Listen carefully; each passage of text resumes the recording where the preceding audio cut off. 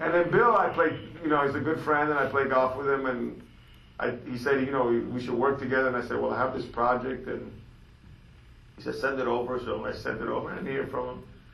And then he called me, and he said, I read your script. He says, I said, yeah. And I was in Florida at the time of vacation. I'm on my cell phone at a party.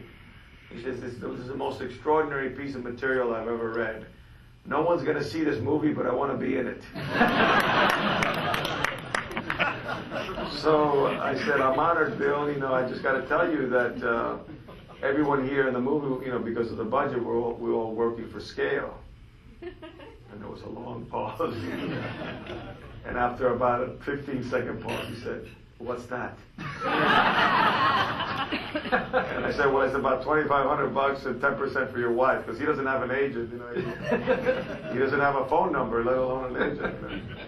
And he says, honey, Andy says he can only pay a scale. She says, go ahead and do it. He's a good guy. Don't worry about it. He says, I'm in. And that was it. And then I had to close. I don't know, this is like technical stuff, but it's an interesting anecdote about what kind of person Bill Murray is. And in order to bomb the film, we had to have, there were both essential elements in the movie. So, because they were a key player, they're insurable and all that stuff. So I called Bill and I said, Bill doesn't like to be bothered with this kind of stuff. I said, Bill, I hate to bother you, but the bank has been hassling me if I don't have a signed contract from you. Look at Phyllis Martinez is laughing because he knows what that is. And he says, if I don't have a signed contract from you, I can't bomb the movie. We can't get started, And he says, yeah, likely story. So I go, no, really, it's bank, I trust you implicitly. I don't need a contract with you unless you want one. And he says, send me the signature page and wait by the fax. So I sent him the signature page. Never read the contract. He didn't read anything. No. Send him the signature page, and I read by that thing, and about 2 minutes later, back to Bill Murray, and that was it. Never read the contract.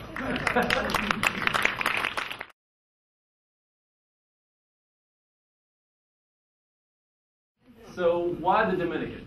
What was it about the Dominican Republic? Well, there's only so many places that can resemble Havana in terms of, the beach. Our movie needed beaches, it needed tobacco, it needed the palace, which is a major sequence in the movie. The only real palace outside of Cuba on that scale is in the Dominican Republic. So we knew we couldn't afford to move around because that's really costly for a film. So that was the target area. And then I went in March. I talked to Johnny. I called him up and I said, Johnny, I talked to Arturo Fuente of Arturo Fuente Cigars. Someone just gave me one. And I said, the harvest of the tobacco is going to be harvested in 2 weeks. And, if we want to take advantage of these tobacco fields, and I showed him some pictures with the cheesecloth, we saw it in the movie. I want to do this thing with a Jeep arriving and going underneath the cheesecloth. And he goes, but if we have to do it, when we go in June, it's not going to be there because they harvest, and then in the summer they let the tobacco rest, so it's just barren fields. And I said, we got to go now. I have to go and shoot something now, And he said, do it, go for it. How much? And I said, well, I'll put a budget together. It's $15,000, which is my plane ticket there, another guy from Miami, and everybody else local. No actors, just a Jeep. And to find a Jeep with an engine in the Dominican was not simple. Everywhere we go, the people say, the Jeep's in perfecta condiciones, which means perfect condition, but you get there and they wouldn't have any, engines. These are Jeeps from the 50s and the 40s.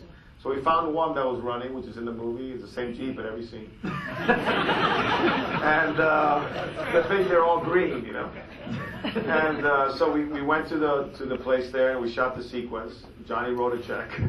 And then Arturo said, I said to Carlos Fuente, who's in the movie, he plays, you see him in the close-up in the field there, he's the owner of he turns in a big close-up there as the Jeep is going underneath. I said, Carlos, it would have been great if I could shoot this scene between my uncle and my brother underneath, as he confiscates the farm, to stay in here in the tobacco, because it was scripted for the house.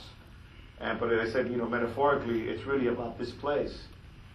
And it's too bad you're not going to have any tobacco. And he said, no. Well, he said, I'll grow it for you.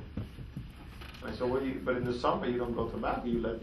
She says, it's okay. We'll do an experiment. I'll grow it for you. He says, how much do you need? And I say, well, visually, I need to have some depth. So I don't know, from there, that kind of thing. He says, oh, it's about 10 acres. So he says, I'll grow it for you. And he grew the tobacco. He harvested the tobacco. Then he started growing it from the seed again. And he showed it to me, like when I went back in June. It's different stages, and here was the tobacco coming, and he grew it. It was like an $80,000 expense out of his own pocket, and he grew it for us and harvested it, and he's going to put out a cigar that says the Lost City cigar, and the proceeds are going to go to a foundation that he has there in the Dominican that he's building schools for the local kids there and stuff. So. That's great. So that's to kind of help you with getting